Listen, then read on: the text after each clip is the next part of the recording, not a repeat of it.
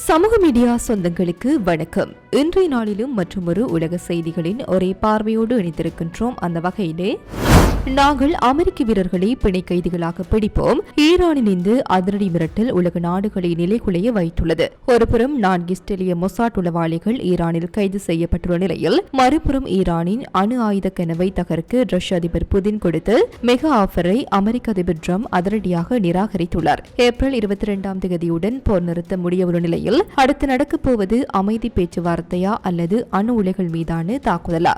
ஈரானின் ராணுவ நிலைகளை தாக்கும் திட்டத்துடன் ஊடுருவிய 4 இஸ்ரேலிய உளவாளிகள் கைது. தரைவழி தாக்குதலுக்கு முன் இஸ்ரேல் நடத்தும் உளவு போராக இது. ஈரானின் யுரேனியத்தை ரஷ்யாவிடம் ஒப்படைக்கும் புதினின் ராஜதந்திர திட்டத்தை தள்ளுபடி செய்தார் ட்ரம்ப். தோண்டி எடுத்தே தீர்வோம் என அமெரிக்கா ஆபாசமாக கூற, காயமடைந்தவர்களுக்கு சிகிச்சை அளித்த மீட்புக் குழுவினர் மீது இஸ்ரேல் நடத்திய டிரிபிள் ஸ்ட்ரைக் தாக்குதலில் 4 மருத்துவர்கள் பலி.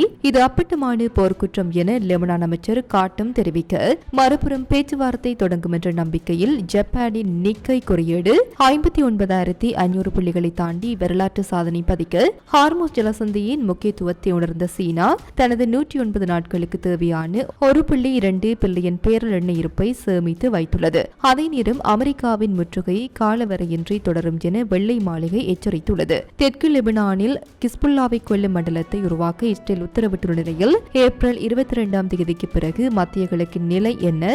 அமெரிக்காவின் இறுதி எச்சரிக்கைக்கு ஈரான் பணியுமா? 47வது நாள் போரின் நேரடி தகவல்களுடன் விரிவான செய்திகள் இதோ. Fourth Monkey Connect coming soon. மத்திய கிழக்கில் அமெரிக்கா இஸ்ரேல் ஈரான் இடையிலான போர் 47வது நாளை எட்டியுள்ள நிலையில், களத்தில் பதற்றம் தணியாமல் உளவு போராகவும் நேரடி தாக்குதல் மிரட்டல்களாகவும் உருவெடுத்துள்ளது. ஈரானுக்குள் ஊடுருவியதாக கருதப்படும் இஸ்ரேலிய உளவு அமைப்பான மொசாட் உளவாளிகள் 4 கைது செய்யப்பட்டுள்ளனர். ஈரானுக்குள் நாச வேலைகளில் ஈடுபட முயன்றதாக சந்தேகிக்கப்படும் 4 பேரை ஈரானிய பாதுகாப்பு படைகள் கைது செய்துள்ளன. இவர்கள் இஸ்ரேலின் மொசாட் அமைப்பிற்காக உளவு பார்த்ததாகவும் ஈரானின் முக்கிய ராணுவ நிலைகளை தாக்கும் திட்டத்துடன் இருந்ததாகவும் கூறப்படுகிறது. தரைவழி தாக்குதல்களுக்கு முன்னதாக இஸ்ரேல் ஈரானுக்குள் உளவாளிகள் மூலம் குழப்பத்தை விளைவிக்க முயல்வதை இது காட்டுவதாக ஆய்வாளர்கள் கருதுகின்றனர். ஈரானின் மூத்த ஆலோசகர் மெக்ஷன் ரெசாஜி விடுத்துள்ள புதிய எச்சரிக்கை உலக நாடுகளை அதிர்ச்சியடைய வைத்துள்ளது. ஈரானின் மூத்த ஆலோசகர் மொக்சன் ரெசாஜி விடுத்துள்ள புதிய எச்சரிக்கை உலக நாடுகளை அதிர்ச்சியடைய வைத்துள்ளது. அமெரிக்கா அல்லது இஸ்ரேல் தரைவழி படையெடுப்பை தொடங்கினால் ஹார்முஸ் ஜலசந்தியில் உள்ள அமெரிக்க கப்பல்கள் தாக்கப்படும். நாங்கள் அமெரிக்க வீரர்களை பணிய கைதிகளாக பிடிப்போம் என ரெசாஜி கூறியிருப்பது போரின் தீவிரத்தை அடுத்த கட்டத்திற்கு எடுத்து சென்றுள்ளது. இஸ்ரேலிய பிரதமர் பெஞ்சமின் நெதன்யாகு அமெரிக்கா மற்றும் இஸ்ரேலின் இலக்குகள் ஒன்றுதான் என தெளிவுபடுத்தியுள்ளார். ஈரானின் அணுசக்தி திறன் மற்றும் கிஸ்புல்லாவை முற்றாக ஒழிப்பது, லெபனானின் தெற்கு பகுதியில் கிஸ்புல்லாவை கொள்ளும் மண்டலத்தை அமைக்குமாறு இஸ்ரேலிய ராணுவ தளபதிக்கு உத்தரவிடப்பட்டுள்ளது.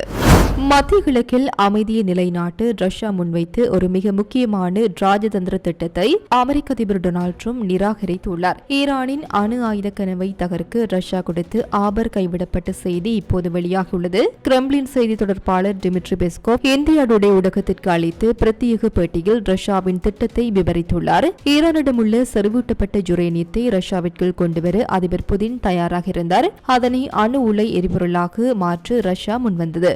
இது ஒரு சிறந்த தீர்வாக இருந்திருக்கும். ஆனால் அமெரிக்க தரப்பு இந்த முன்மொழிவை ஏற்க மறுத்துவிட்டது என பெஸ்கோவ் வருத்தம் தெரிவித்துள்ளார். பாகிஸ்தானில் நடந்த முதல்கட்ட பேச்சுவார்த்தைக்கு பிறகு ட்ரம்ப் தனது பிடியில் உறுதியாக உள்ளார். ஈரானின் ரகசியமாக புதைக்கப்பட்டிருக்கும் யுரேனியத்தை தோண்டி எடுத்து முழுமையாக அகற்ற அமெரிக்கா திட்டமிட்டுள்ளது. சுமார் 440 கிலோகிராம் எடையுள்ள தனது செறிவூட்டப்பட்ட யுரேனியத்தை அமெரிக்காவிடம் ஒப்படைக்க ஈரான் திட்டவட்டமாக மறுத்துள்ளது. அதற்கு பதிலாக யுரேனியத்தை ஆயுதங்களாக பயன்படுத்த முடியாதபடி கலப்பு செயல்முறை மூலம் மாற்றியமைக்க தயார் என தெஹ்ரான் ஒரு புதிய திட்டத்தை முன்மொழிந்துள்ளது. அமெரிக்கா மற்றும் இஸ்ரேலின் தாக்குதல்கள் குறித்து ரஷ்யா காரசாரமான விமர்சனங்களை முன்வைத்துள்ளது. ஈரான் மீதான அமெரிக்காவின் ஆக்கிரமிப்பு தாக்குதல் ஒரு பேரழிவு தோல்வி என ரஷ்ய வெளியுறவுத்துறை செய்தி தொடர்பாளர் மரியா ஜகரோவா வர்ணித்துள்ளார். அதே சமயம் தற்போதைய தற்காலிக போர் நிறுத்த செய்தியை ரஷ்யா திருப்தியுடன் வரவேற்பதாக பெஸ்கோவ் குறிப்பிட்டுள்ளார்.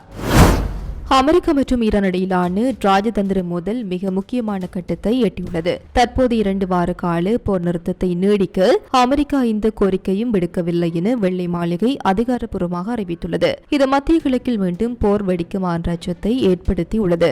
வெள்ளை மாளிகை வெளியிட்டுள்ள அறிக்கையின்படி ஏப்ரல் 22ஆம் தேதியுடன் முடிவடையும் போர் நிறுத்தத்தை நீடிக்க அமெரிக்கா ஆர்வம் காட்டவில்லை. போர் நிறுத்த காலம் முடிவதற்குள் ஒரு நிரந்தர அமைதி ஒப்பந்தம் எட்டப்பட வேண்டும் என்பதில் ட்ரம்ப் நிர்வாகம் உறுதியாக உள்ளது. கால அவகாசத்தை நீடிக்காமல் இருப்பதன் மூலம் பேச்சுவார்த்தையில் ஈரானை அடிபணிய வைக்க அமெரிக்கா முயல்வதாக பார்க்கப்படுகின்றது. போர் நிறுத்த நீடிப்பு கோரப்படவில்லை என்றாலும் பேச்சுவார்த்தைகள் ஆக்கப்பூர்வமாக இருப்பதாக வெள்ளை மாளிகை தெரிவித்துள்ளது. பாகிஸ்தான் பிரதமர் ஷபாஸ் ஷெரீப்பின் மத்தியஸ்த முயற்சிகளுக்கு அமெரிக்கா ஆதரவு அளித்துள்ளது. அடுத்த சுற்று பேச்சுவார்த்தை மீண்டும் இஸ்லாமாபாத்தில் நடைபெறுவதற்கான வாய்ப்புகள் அதிகம். ராஜதந்திர ரீதியான ஈடுபாடு பயனுள்ளதாக இருப்பதாகவும் அடுத்த சில நாட்களில் ஒரு உடன்பாட்டை எட்ட முடியும் என்றும் அமெரிக்க அதிகாரிகள் நம்பிக்கை தெரிவித்துள்ளனர். ஒருவேளை ஏப்ரல் 22க்குள் ஒப்பந்தம் எட்டப்படாவிட்டால் நிலைமை மீண்டும் மோசமடையக்கூடும். ஹார்முஸ் ஜலசந்தியில் அமெரிக்க கடற்படையின் முற்றுகை இன்னும் தொடர்கிறது.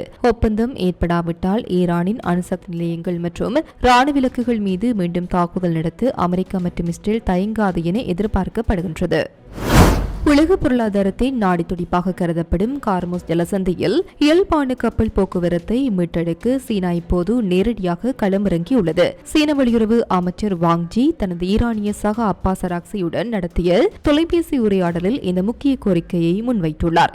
நேற்று நடந்த இந்த ஆலோசனையில் சீனா தனது இரட்டை நிலைப்பாட்டை தெளிவுபடுத்தியுள்ளது. ஈரானின் பாதுகாப்பு மற்றும் அதன் நிலப்பரப்பு இறையாண்மை மதிக்கப்பட வேண்டும் என்பதில் சீனா உறுதியாக உள்ளது. அதே சமயம் ஜலசந்தி வழியாக நடக்கும் சர்வதேச வர்த்தகம் மற்றும் கப்பல் போக்குவரத்தின் பாதுகாப்பு எக்காரணம் கொண்டும் பாதிக்கப்படக்கூடாது என வாங் ஜி வலியுறுத்தியுள்ளார். அமெரிக்க அதிபர் ட்ரம்ப் அறிவித்து கடல்சார் முற்றுகை கடந்த திங்கட்கிழமை முதல் முழுவீச்சில் அமல்படுத்தப்பட்டுள்ளது. ஈரானிய துறைமுகங்களுக்கு செல்லும் அல்லது அங்கிருந்து வரும் கப்பல்களை அமெரிக்க கடற்படை தடுத்து நிறுத்தி வருகிறது. கடந்த 48 மணி நேரத்தில் மட்டும் 9 கப்பல்கள் திருப்பி அனுப்பப்பட்டுள்ளன. சீனா, ஜப்பான் மற்றும் தென்கொரியாவிற்கு சொந்தமான 55க்கு மேற்பட்ட பிரமாண்ட கச்சா எண்ணெய் கப்பல்கள் தற்போது வளைகுடா பகுதியில் சிக்கியுள்ளன.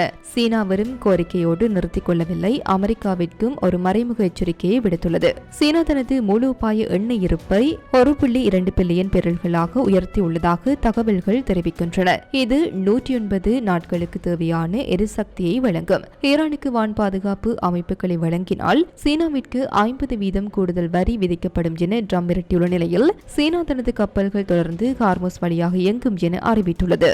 ஸ்ரீ சக்திவேல் ஜோதிட ஆராய்ச்சி நிலையம். வேலை, தொழில், கல்வி வழிகாட்டுதல், அவசர ஜோதிட சேவை எல்லாம் ஒரே இடத்தில். ஸ்ரீ சக்திவேல் ஜோதிட ஆராய்ச்சி நிலையம்.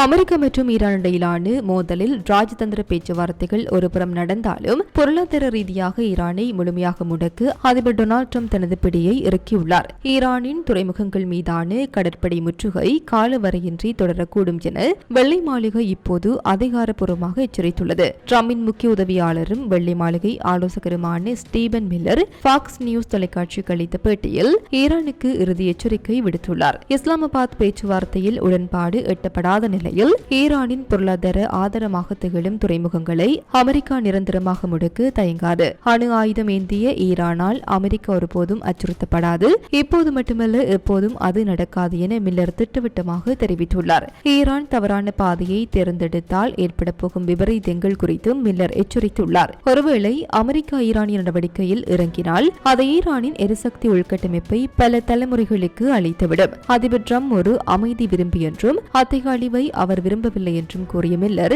ஈரான் சரியான பாதையை, அதாவது ஒப்பந்தத்தை தேர்ந்தெடுக்க வேண்டும் என வலியுறுத்தினார். அமெரிக்க கடற்படையின் இந்த முற்றுகை ஈரானிய ஆட்சியின் பொருளாதார சுழற்சியை ஏற்கனவே முடக்கி வருகிறது. ஈரானின் முக்கிய வருமானமான எண்ணெய் ஏற்றுமதி முற்றுகையினால் கிட்டத்தட்ட 90% முடங்கியுள்ளது. இந்த தடை காலவரையின்றி தொடர்ந்தால் ஈரானுக்குள் பெரும் உள்நாட்டு கலவரம் வெடிக்க வாய்ப்புள்ளதாக அரசியல் ஆய்வாளர்கள் கருதுகின்றனர்.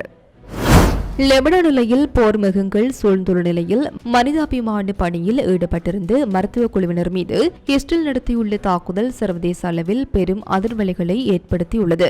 மைபதூன் நகரில் நடந்த இச்சம்பவத்தை லெபனான் அரசு வன்மையாக கண்டித்துள்ளது. தெற்கு லெபனானில் காயமடைந்தவர்களுக்கு சிகிச்சை அளித்துக் கொண்டிருந்த மீட்புக் குழுவினரை இலக்கு வைத்து இஸ்ரேல் இந்த தாக்குதலை நடத்தியுள்ளது. மனிதாபிமான பணியில் ஈடுபட்டிருந்த ஆம்புலன்ஸ் மற்றும் மருத்துவ குழுவினர் மீது ஒரே இடத்தில் 3 முறை தாக்குதல் நடத்தப்பட்டுள்ளது. இந்த இந்த கொடூர தாக்குதலில் 4 மருத்துவ பணியாளர்கள் சம்பவ இடத்திலேயே உடல் சிதறி பலியாகியுள்ளனர். லெபனானின் நிர்வாக மேம்பாட்டு அமைச்சர் பாடி மக்கி இந்த தாக்குதலை ஒரு போர்க்குற்றம் என பகிரங்கமாக அறிவித்துள்ளார். மருத்துவ மற்றும் ஆம்புலன்ஸ் குழுவினரை பாதுகாக்க உருவாக்கப்பட்டு சர்வதேச மனிதாபிமான சட்டங்களை இஸ்ரேல் அப்பட்டமாக மீறியுள்ளது என அவர் எக்ஸ் தளத்தில் பதிவிட்டுள்ளார். லெபனான் மக்களுக்கு எதிராக இஸ்ரேல் தொடர்ந்து செய்து வரும் குற்றங்களின் பட்டியலில் இது ஒரு புதிய போர்க்குற்றம் என அவர் சாடியுள்ளார். இந்த சம்பவத்தை வெறும் கண்டனத்தோடு விட்டுவிட லெபனான் அரசு தயாராக இல்லை. இஸ்ரேலின் இந்த கொடூரங்களை மறைமுகமாக ஆவணப்படுத்தும் பணியில் லெபனான் அரசு ஈடுபட்டுள்ளது. சர்வதேச நீதிமன்றங்களில் இஸ்ரேலை பொறுப்பேற்க செய்வதற்கான அனைத்து சட்ட நடவடிக்கைகளையும் லெபனான் தொடங்கும் என அமைச்சர் மக்கி உறுதிப்படுத்தியுள்ளார்.